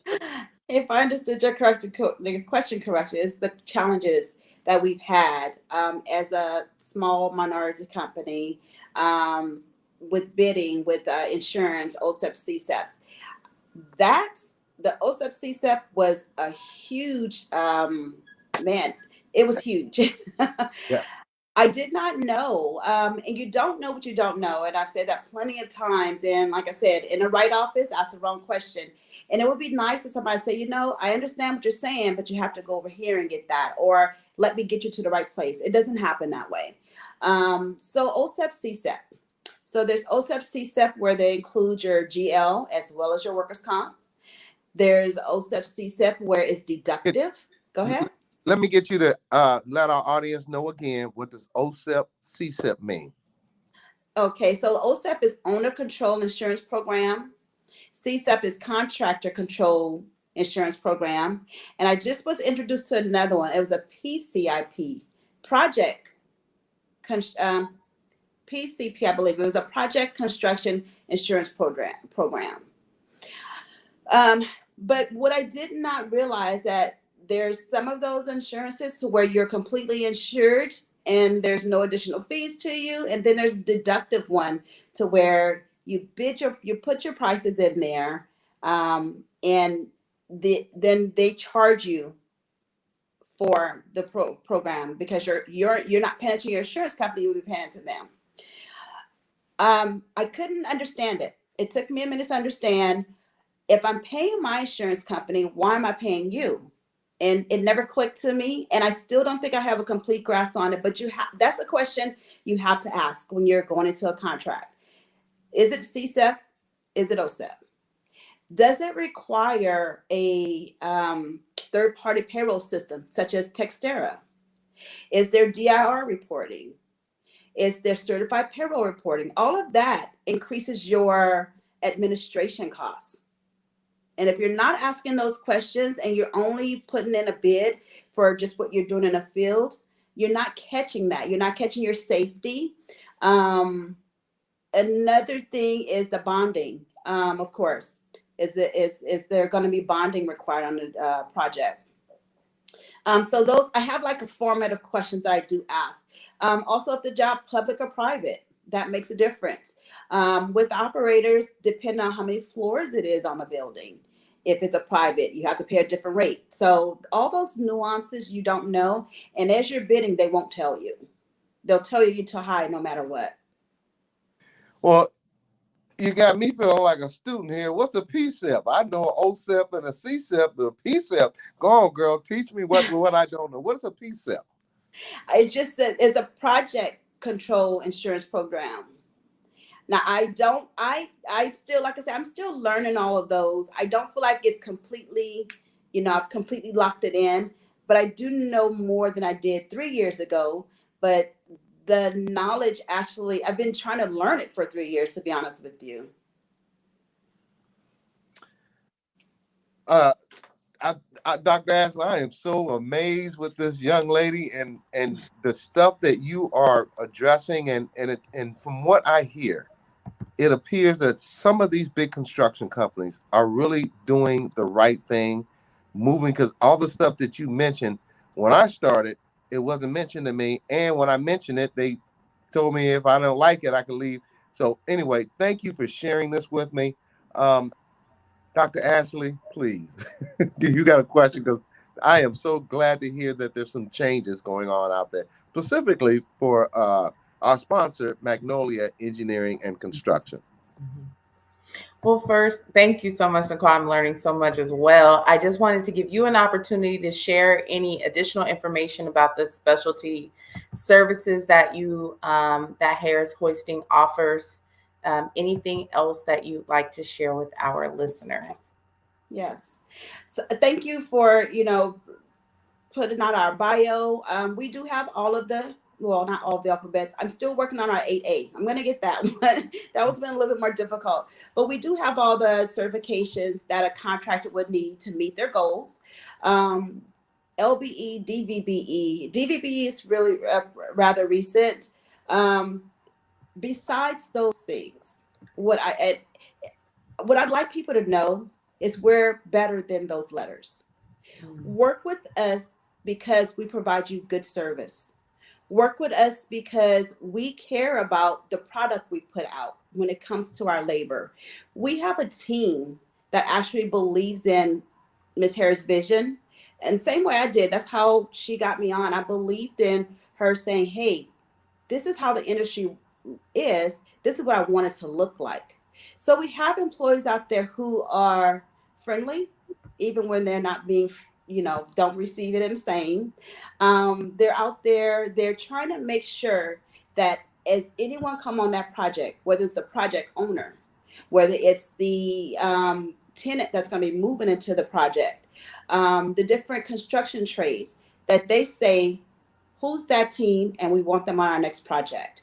And we have had a couple of recommendations that way. We did the Facebook project over on 250 Howard. That was our first job. We started with Clark. We ended with Webcor. They kept us on. We had one of the owners there say, take them to the next job. It didn't happen. Even though we had the recommendation, the team didn't want to pull us over there, honestly. But we've had more than one recommendation that says, we love what we see in you. We will like you on the rest of our jobs. Mm-hmm. And so, granted, those certifications are valuable. I make sure I renew them every year. But please, look past the certifications and hire us for the jobs that don't require certification, because we can provide you with a great service. And if you're using us all the time, it won't matter whether we have the certifications or not. You will get there. You will meet your goals. And if you believe in diversity, it should not take a goal to have you hire us. Do it because you see in the future how we could benefit and help you successfully complete your projects. Can I sneak in just a question? Can I sneak in a question just before? I know we're going to have Nicole talk about some big projects, but I'm just curious. I really want to highlight something in you, Nicole, in that you believed in Ms. Harris's vision and you pivoted. And we're right now in a pandemic. There are many employees out here, just people trying to figure out, do they believe in the work they're doing, kind of doing some reevaluation of priorities.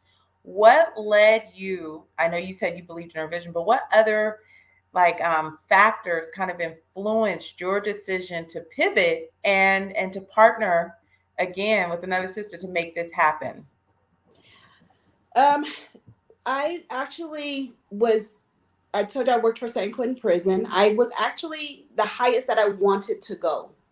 I reached my 50th birthday. I got my years under my belt. I got a good retirement. I say it's time for my next career. And that's what it was. I chose a different career. More of a challenge because, like I said, even though I had the background in paper, I still don't have everything I need to know about construction. So it's a lot more I still need to learn when it comes to that. So I was ready for a change in my life, a growth in my life, should I say. Mm-hmm. Thank you. Dr. Ashley, can you take us to a quick break, sponsor acknowledgement, and then let's get back with the exciting, dynamic woman in a field that is not traditionally known to Black women of color.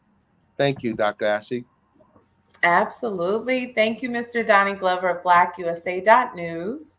Want to invite all of our listeners to tune in to all the programming that's available on Donnie Glover's YouTube page. So that can be found www.youtube.com/Donnie Glover. Again, check out what all of the wonderful, informative programming that we have there. Again, a special acknowledgement to Magnolia Engineering and Construction, whose mission is to become the premier building and engineering resource for large-scale commercial and transportation building projects in the Bay Area and beyond. Their vision is to further the presence of Black women in the construction and engineering industry through key partnerships and building contracts in the municipal, government, and transportation sectors. Back to you, Doug, so we can dive into some more questions with Nicole Burgess. Well, first off, Nicole, you will definitely be back because I don't know any Black women owned in this business doing business. Second thing is, I'm going to make sure that I hook you up with Magnolia Engineering and Construction because they're going to be working with companies doing road work, and they're going to be needing operating engineers to handle the types of equipment that are going to be needed to address the road and bridges. So I see a connection there. Thank you. Thank you so much. And I think that way Tammy Willis, the way you're talking, and Tana, I spoke to her. Excuse me? Tana Harris. Tana Harris. I'm sorry, Tana Harris. I see a connection here, and we have got to put the powerful women together, Dr. Ashley. I am so excited here. We're working with less than 18 minutes, so let me be brief.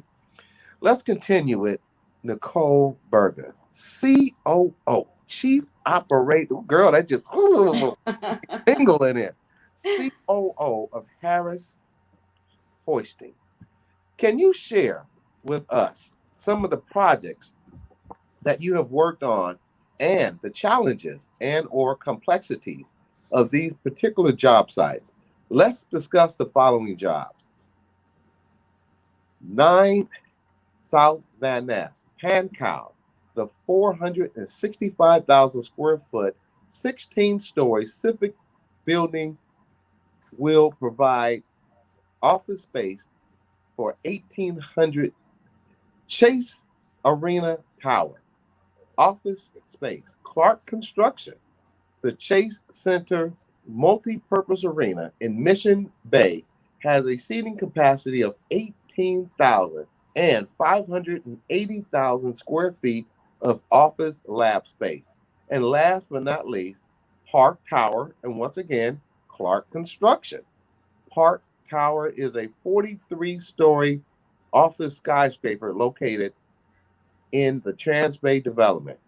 Any other, can you elaborate on some of those jobs as we're coming close to the end here? Sure, not a problem. So since we've became operational in 2018, we have worked on 20 projects. We have completed 9 of the 20, and we're actively working on 11. And we have about 4 more that are coming up between the end of this year, the beginning of next year.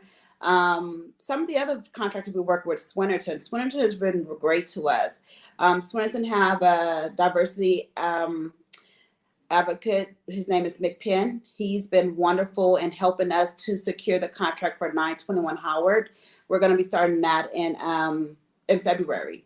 And that is the first job that we are going to be first tier sub under the prime contractor. We have a subcontractor under that. So we're really excited by getting that title and to see how that works out for us. You know, we know it's going to be successful, but whenever you're doing something new, you always have a little bit of doubt somewhere, you know. So we're confident and we're excited about doing that one. The rest of the projects, they were really awesome to work on. We have Swinnerton, we have Panko, we have Brannan, we have Suffolk. So Hathaway Dinwiddie. It's quite a few contractors that have offered us opportunities out there.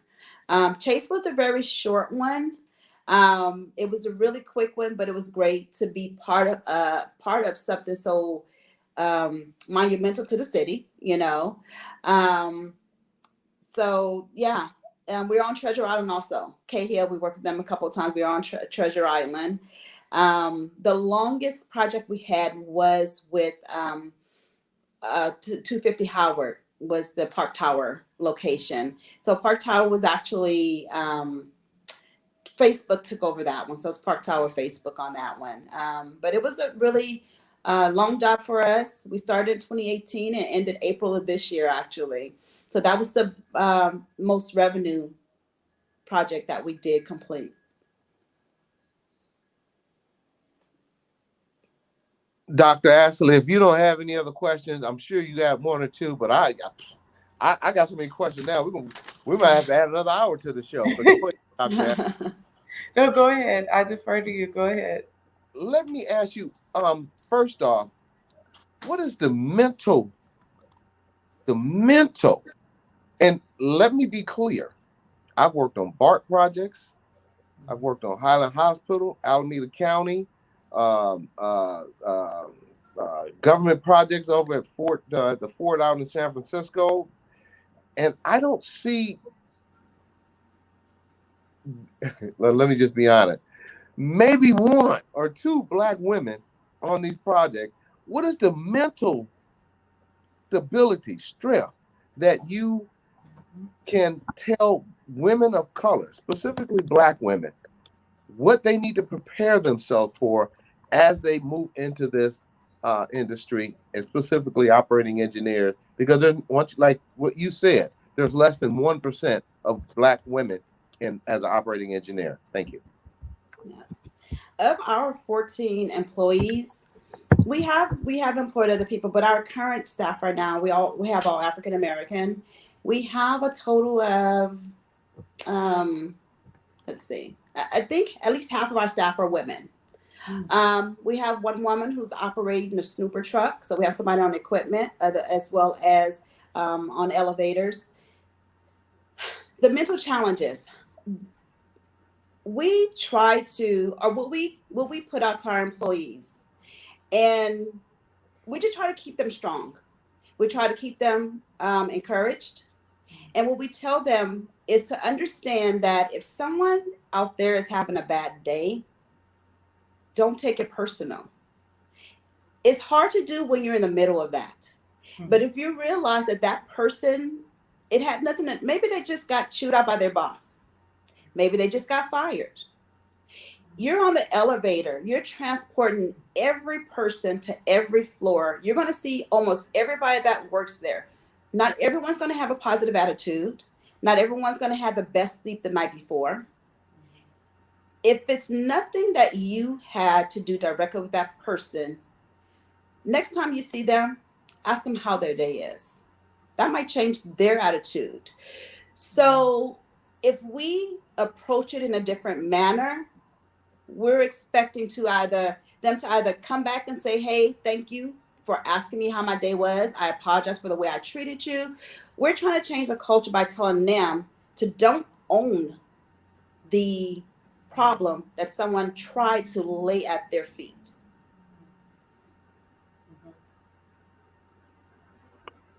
Dr. Ashley, we're working with less than 10 minutes.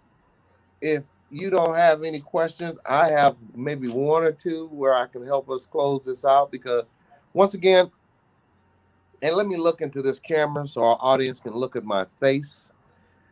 It is extremely challenging for a Black male-owned company to make it out in this construction industry when you're dealing with the unions, you're dealing with Elations, you're dealing with LCP Tracker, you're dealing with Davis-Bacon Act, and these are terminologies that if you're in construction, you're shaking your head because you know exactly what I'm talking about.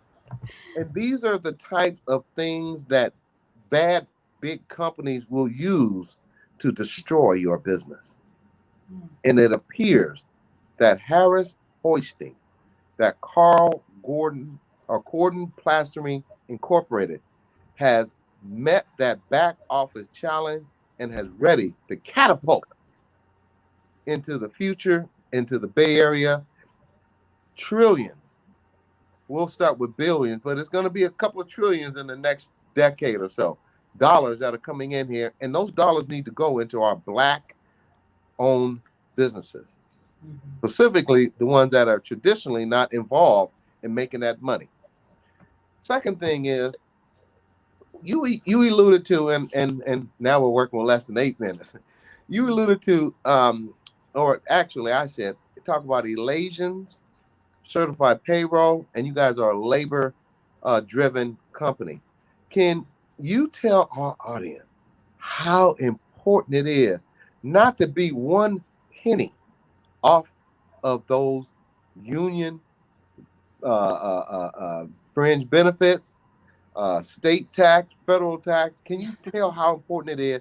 And if you have a big company that's not working with you and not paying you to have that back office staff, how it can destroy your business. And some jobs you have to just walk away and say, nah, this is not worth it. You want to give me $1 million contract, but it's going to cost me 1.1 million to run it. Thank you, ma'am. So yeah, that is a huge challenge. Not have your back office in place can be such a nightmare.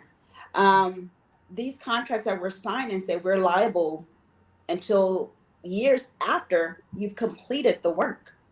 So you may have to go back and get audited. Like every year we get audited by workers' comp. It's a given. You're going to get audited every year by workers' comp.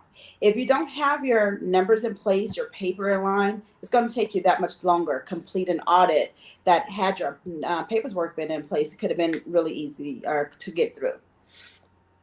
It's so easy to say how easy it is, but if you don't have the right people, it's not. It's a difficult task. We need the assistance of these larger companies to guide us, to offer assistance where they can, to show us the ways to minimize, even if somebody developed an awesome spreadsheet, it doesn't hurt to share it. You go through so much for so long. It's like, okay, well, it took me this long to get it, and it took me this much money to get it. I'm not sharing it.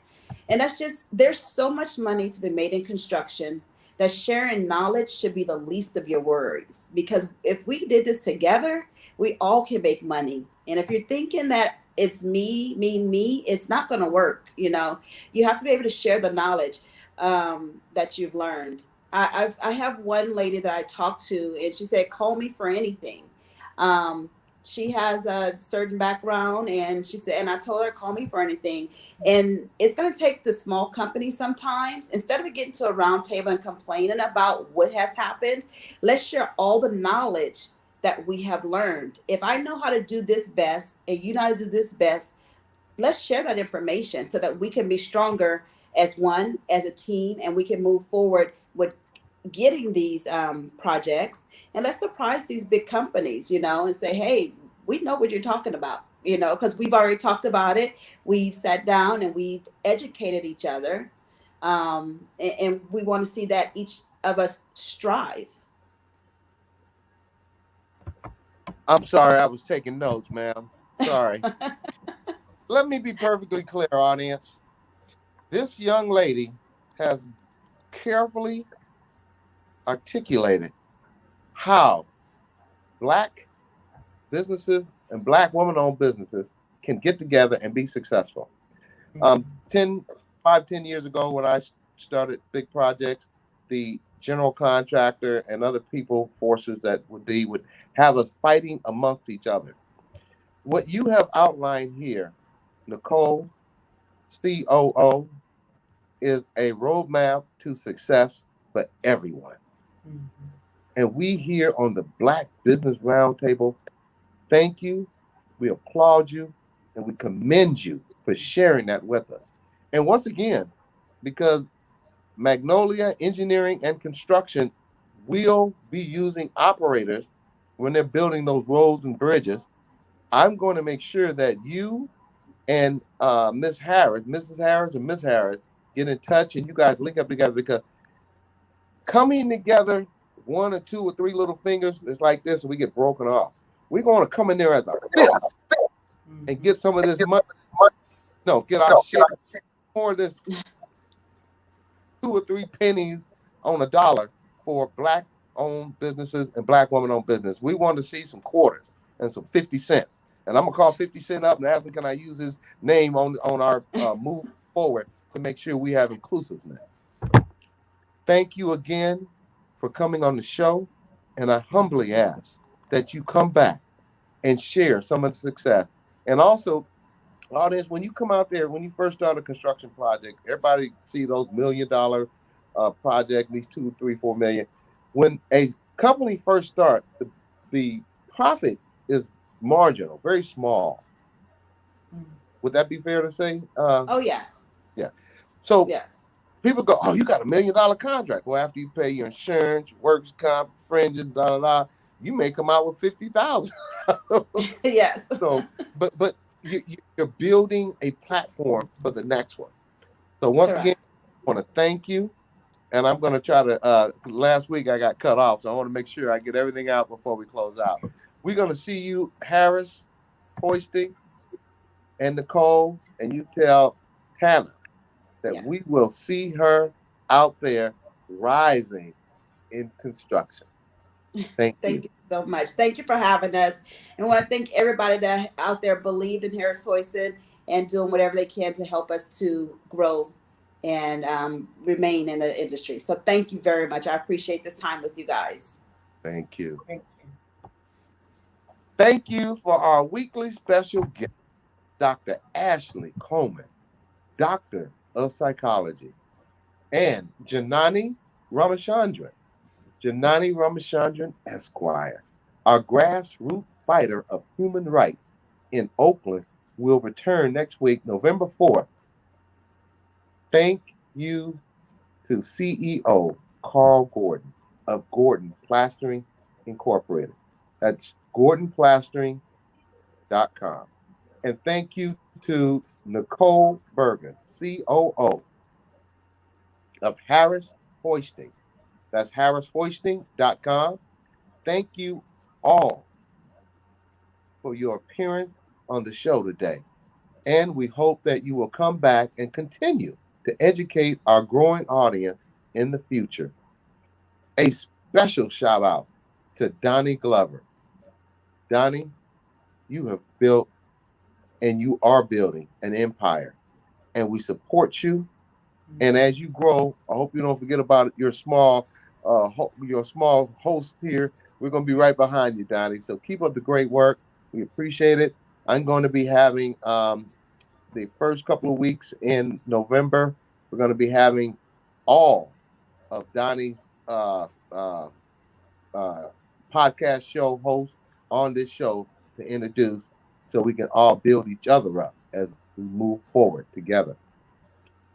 Current special sponsor, Magnolia Engineering and Construction. Tammy Willis, keep on moving, sister, because it's your turn to grow. To join our Black Business Roundtable advertising family or to be a possible guest on the show, please. I lost my sheet here. There we go. Please please reach out to us via bbrt2021@hotmail.com. We also have a network of shows hosted by Donnie Glover, such as Chapin Friends on Monday, Party Marty, Let's Talk on Tuesday, Sister Biz with my sisters, Nicole and Tamara, on Wednesday, Black USA Crypto News with Kamal Hubbard on Friday, and be sure to check out these Black voices of guiding lights in our community. Thank you, audience, for tuning in, and remember, together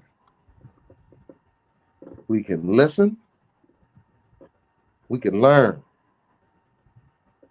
and share, because I know you care. This is Doug Blacksher of the Black Business Roundtable. God bless and good night. Thank you.